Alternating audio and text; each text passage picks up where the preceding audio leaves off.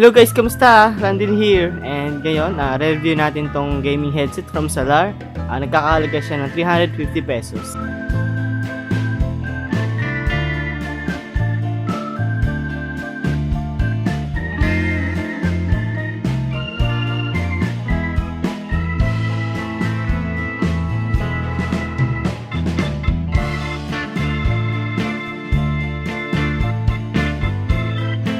So, sa pag-unbox guys, basic lang siya and then makikita nyo na agad yung gaming headset.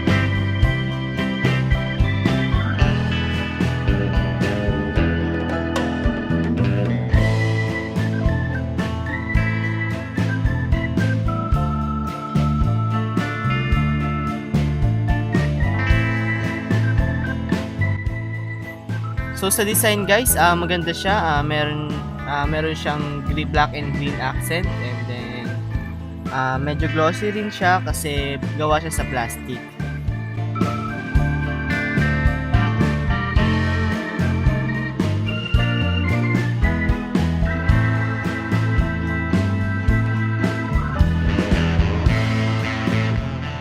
Yung cable din niya guys, meron tong haba na 2 meters and then braided siya guys with stripe ng black and green. So meron siyang dalawang jack guys, isang audio jack and then microphone jack. Para sa akin okay lang kahit di siya gold plated.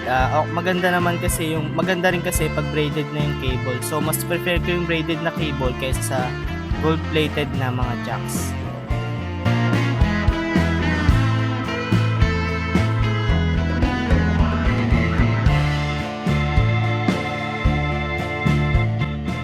So dun sa pinaka-headset, covered siya ng foam which is okay. Comfortable siya gamitin. Okay lang siya sa matatagal na session ng gaming. Sa taas rin guys, meron din foam doon para komportable nga. Which alam ko ang ino-offer talaga ni Salar dito is yung comfortable gaming. So dun sa taas yung design niya, meron din siyang gaming and then mga stripes ng black and green na design.